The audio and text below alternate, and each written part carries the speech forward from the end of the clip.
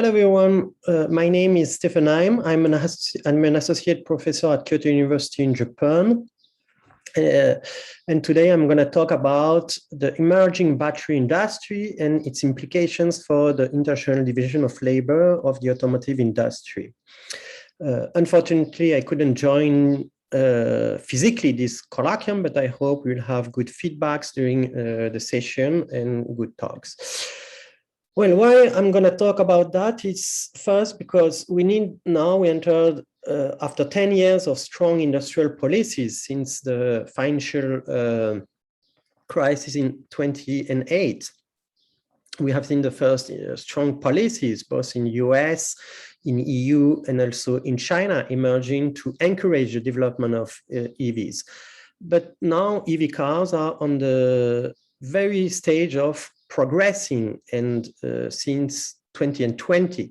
So today I'm going to talk first, give you an industrial map about how developed are the markets throughout the world, what are the main players, see also the traditional OEMs, how they are raising new product policies. This is the first part of my presentation, the EV markets from emerging to maturation. Then I will move to a second part, the supply chain and the formation. I will mostly focus here on the Chinese battery industry and supply chain.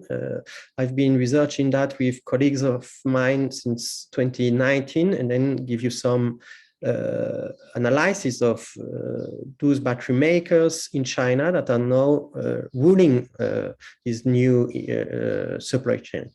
And in the end, I will finish with some implications for the geopolitics of the automotive industry and mostly for the labor and employment relations.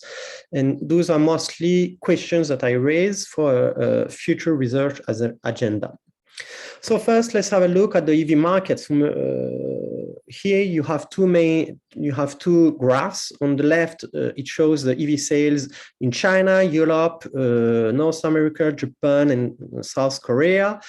Of course, we see in 2021, we reached really high levels, especially in Europe and China, more than 3.5 million cars in China, more than 4 million EV cars in Europe. Then behind them, there is US and also Japan. But Japan, as you can see here also, since 2010, there is a continuous growth, mostly of hybrid vehicles. And on the right side, you can see the year-on-year evolutions of EV markets and the rapid increase between 2020 and 2021 explains that now the EV market enters in a new stage, while in the same period, ICE, internal combustion engine sales have been declining.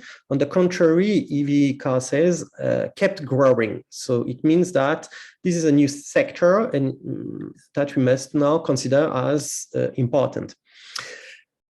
Then let's have a look more precisely on four main markets, industries in Europe, China, North America, and Japan. Here, what I want to analyze with you is the share of pure EVs, BEVs, on total sales of EVs, the share of domestic makers, and the market share of EVs on total sales of vehicles in both countries. So the right axis shows it. Well, when we compare the four markets, we can see that first, when we look at the market share of EVs, it's pretty high in Europe and Japan. But Japan, again, it's mainly due to hybrid vehicle, even not plug-in hybrid, but hybrid vehicle. You can see then in Japan, the share of BEVs is very low, and perhaps there are few indications that this will change in the future. Then what about the share of domestic makers? We can see also here Japan has a specificity. Still, it's a very close market for Japanese car makers. On the contrary, we see the share is roughly between 40 and 60%, both in Europe, China, and North America. In China, those are private firms like BYD that are the main drivers and not the joint ventures with traditional OEMs. This is very peculiar to China and a point to be highlighted. And of course, in China, we have the highest share of pure electric vehicles compared to the three other markets. And there is a place where BEVs will develop in the future without any doubt. Then what happened to the traditional OEMs and what are the catching up strategies in terms of EV sales? Here we have the 10 major traditional OEMs, the Volkswagen Group, GM, Ford, Stellantis, Renault-Nissan Alliance, Toyota, Honda, Hyundai, Daimler, and BMW. Well, looking at this graph, we see very well that Toyota now is the leader in terms of sales of EV, but again, it's mostly EVs. They develop now BEVs, also plug-in vehicles, but still Toyota highly relies on its hybrid cars. But it reached more than 2 million cars and roughly 30% of its total sales, which is pretty high for the biggest car maker in the world. And then behind them, there is behind Toyota is the Volkswagen Group and also Hyundai. Hyundai had made a big effort in developing pure electric vehicles, a new portfolio. Volkswagen too, but we will see that they face some problems. And in general, we see that all traditional OEMs now, since 2017, launched several new models. So now let's look at the main model launches until 2026 in three main markets, Europe, USA, and China. Here I made a distinction between pure electric vehicles, the EV, hybrid vehicles, HV, plug-in hybrid vehicles, PHV, and mild hybrid vehicles, MHEV. In Europe, the thing is that the market is dominated by domestic makers, but with Volkswagen, Daimler, and Stellantis. When I talk about Stellantis, I talk about the PSA group, the previous PSA group. And we can see that they have similar policies. They both develop models, EV and plug-in vehicles, those three makers. And this is very important for Daimler, which has the largest portfolio of cars that covers all the segments. And Daimler has a very truly aggressive strategy regarding EVs. And if we compare it, especially with BMW as a main comparison. Then what about USA? USA is dominated mostly by GM, but you see GM only focuses on EVs in US.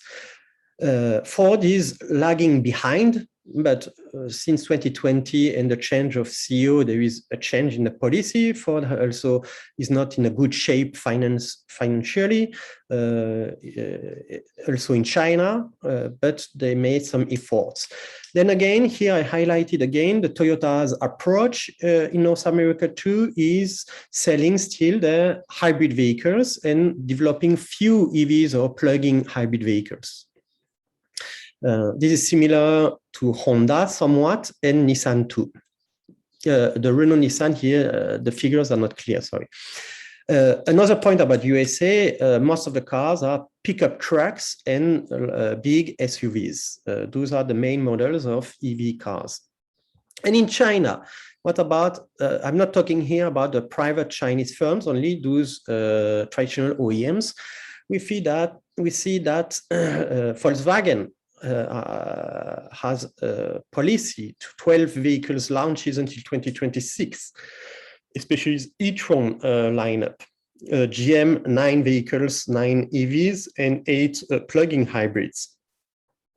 And again, when you see at the Japanese, Toyota and Honda, Toyota few EVs and still many hybrid vehicles, 2022, and Honda half. Honda now is a bit moving away from this reliance on hybrid vehicles, but which is still not the case of Toyota. And of course, GM has a high market share thanks to its joint venture, Wuling, and the Mini EV car, whose price is below $5,000, which is a new segment in China. Then again, look more into detail into those car maker, traditional maker policies. Here we have the Asian ones. On the left, three graphs showing the share of domestic sales on the total sales of EVs, worldwide EV sales. Then in blue, the share of pure electric vehicle sales on total sales of EV vehicles. And in gray, the share of EVs on total sales of that car maker. As you can see, for Toyota, it's 20%, while in general, for all the other makers, it's roughly 10% of the total sales. But again, Toyota has a very low BEV lineup, and there is no indication in the future that this will develop, even if it developed a new platform with Subaru, ET-NGA, to have a new lineup. Hyundai, on the contrary, has a high share of BEV, of pure electric vehicles, roughly 30%, which indicates its strong policy into the BEV business. While Honda has another trajectory, also recently launched many models enter the market, or mainly two models, BEV models enter the market, which explain the increase, but still it's pretty low. And the last point I want to show here for the Asian makers, there is no longer a strong reliance on their domestic market, but you can see it's declining, and mostly Toyota and Honda are well implicated in or develop a lot in China. As you know well, Honda and Nissan now sell on the overall sales, they sell less than 20% in Japan. As for the European OEMs, the picture is a bit different. Still, they continue to highly rely on the European sales. Volkswagen, here we have Volkswagen, Renault-Nissan Alliance, BMW, and Daimler, the two premium car makers. You see it's pretty high when we look at the graph. The other thing is also the share of BEV is higher than the Asian makers. So which means that their policies now are oriented toward the development of pure EVs, but still all the makers, and mostly when we look at Daimler, they have policy for following development of EV, of pure electric vehicles, and also plug-in hybrid vehicles. Another point is that BMW took advantage of its Chinese joint venture with Brilliance since 2020, and Tesla was the first firm that didn't need to have a joint venture to have a factory in China. This is a huge, will have this law revision in 2020 will have a huge impact on the market in China. And finally, in North America, so GM, Ford, and Stellantis for Chrysler, we see that GM now, its domestic sales are declining. Its domestic sales of EVs are declining. It's mostly explained by the big success of its Mini EV Wuling in China. But Ford too has a similar tendency since 2019, while Stellantis is a bit different still. Well, and we can see here only Ford is lagging behind the two other makers in terms of the share of BEVs. Again, Ford now changes CEO, but still the policy is still not that clear in terms of electrification. And of course, most of the electrification are SUV cars, large pickup trucks, and so on in US. Then, after this brief industrial map, what are the supply chain? The battery supply chain, sorry. Well, there are two points I want to highlight today with you. First, there is a vertical disintegration and a decreasing role of traditional car makers, Well, first, Chinese private firms define product and production policies, especially Chinese private battery makers. And we can then see that there is a new cyclical stage of product and market diversification. And the second point is new forms of supply chain, the central role of battery makers, but also we see mining firms on the verge of downward integration. Some mining makers now are trying also to manufacture cells, packs, and the battery, and also in the recycling part of the supply chain. And those battery makers, they define the transaction rules, and in turn, traditional OEMs have lower negotiation power, especially when we look at the supply of raw materials. Among the Chinese battery makers, what happened between 2015 and nowadays is that a high concentration of few makers, or somewhat an oligopoly. CATL and BYD, as you can see in this graph, have the highest capacities in terms of battery production. There are also several clusters in China that cover most of the supply chain, which is quite unique to China now. In Europe, both in Europe, Japan, and North America, we don't have the entire supply chain developed, while China now has it, which is a high advantage. And then recently, some firms like CATL entered a stage of economies of scale, but also diversification, which means they not only diversification of products, of chemistries, as you can see on the top, on the bottom, sorry, of this slide, you can see LFPs, batteries now are also increasing the sales of those batteries, but also diversification of customers. And what they do, mostly CATL, a core competency of CATL is customization of its batteries to several OEMs and standardization of the batteries, its technologies, which explain that they control the supply chain, but also through cost structure. The best example is in 2021, October, when BYD announced that it will increase by, I don't remember, 120% its battery prices. And to go a bit more into detail to see what are those private Chinese battery makers? Well, mostly here I listed some of them, seeing when they were established, the capital, net sales, operating income, main shareholders and employees. And here what I want to especially emphasize is, well, they reach high level of operating income. It's a bit higher than for car makers. And the second point is most of those battery makers, when you see the shareholder structure, they are completely private. First, the only one is Lishan Battery here at the bottom, which is 20% of its or 19% of its shares are owned by the China State-Owned Assets Commission. But the others, they do not have that. Sometimes local government have some shares in those firms. And the second point is the shareholders' pressure is lower than in the US, for instance, where the return on investment is now became very important. But in China, those battery makers have a better environment, less pressure to develop. Then let's move then to the mining firms who try to develop downward the supply chain. The two main mining firms that developed into the lithium supply chain are Ganfeng and Tianqi.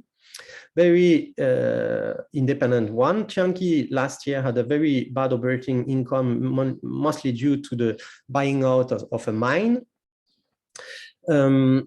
But what is happening also too is the Chinese government now is trying to raise a consortium and bring into this supply chain also biggest mining groups like Jizin and China Molybdenum, and try to bring in them. And the Chinese central government now is very concerned with the sourcing of raw materials and try also to get a strong hold over it. Well, that being said, what are the main implications for the geopolitics here? It's the research agenda I'm about to launch in the future. Again, we have to start with China when we look into this market, into the development of EV. just look at the first quarter sales of NEV. It's already reached the level of the 2020 sales, which means that this market is just on the verge of changing, of developing more. And then the main implication first are the era of joint ventures are a bit over. This will have a huge impact on the policies of the traditional OEM with their with the partner companies in their joint ventures, just like BMW, who bought out Brilliance. Also, second point, that's a market concentration in the battery industry since 2016. We've already talked about that. And implications for the geopolitics, mostly I want to think about the working and employment conditions that might change significantly, and the national and local government, both industrial and social policies that are under stress. Those are 2 points that after not only looking at the firm's product policies, we need also to consider those 2 points. Well, we can talk about the advance of neo-Fordism. We can observe losses of unionized labor in IC manufacturing, North America, in Europe, mostly the diesel decline, against the increase of cheap, precarious, and non-unionized labor in the EV manufacturing. When we look mostly at Chinese makers, when we look at the working conditions, the wages, and so on, this is completely different than the world that pre-existed, or the so-called Fordist labor nexus that emerged in the IC manufacturing. So what are the impacts on working and employment conditions in different parts of the world is one question we need to think about. The second is, what will be the role of central and local governments? Industrial and social policies. The industrial policies, we can see it quite easily, but the social policies, especially regarding if there is a development of precarious employment, what about the welfare regimes, the Fordist welfare regimes that developed into the car, in the manufacturing industry, and the car industry, what will happen? Because the auto industry was a provider of semi-skilled jobs and archetype of these Fordist welfare regimes. But with fewer and less qualified workers in EV supply chain, the social policies will be adjusted to the economic goals. And in turn, does it imply a profound reconfiguration of those policies and the employment relationships? And in this process, what will be the role of labor unions and councils in non-unionized factories, how they can adapt themselves to smooth the transition and keep good jobs. Regarding that, the other implication is also the gap between large and small firms. Here is a table about Japan, because Japan has a huge gap in terms of average wage, mostly due to the firm level unionism and not at the sector level. Will this gap increase or not between large and small firms? And will we see more fragmented in industries, auto industries, in terms of labor conditions regarding the firm size? This is a question we need to raise. Here is about Japan also.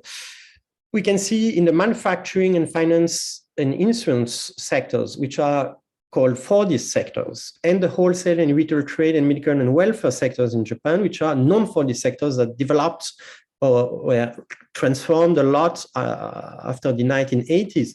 We can see further the level of precarious employment and non-regular employees is pretty low in those Fordist sectors compared to the non-Fordist ones. And the main regular employees is still the main provider of job. This is the main job archetype in the manufacturing industry, in the auto industry. So will the Japanese car makers change their policies? This is a question we can also raise, and also see the wage regimes in China with all these workers, so-called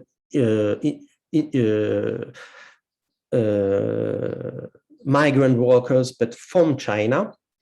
and the fact that they have very different statuses, they have very different access to the education system, the welfare system, and so on. All these questions are at stake now with these EV sectors that is in a period of time of high development. So thank you very much for your attention. Here are some references if you're interested into that, and hope we will have a good discussion next week. Thank you. Bye-bye.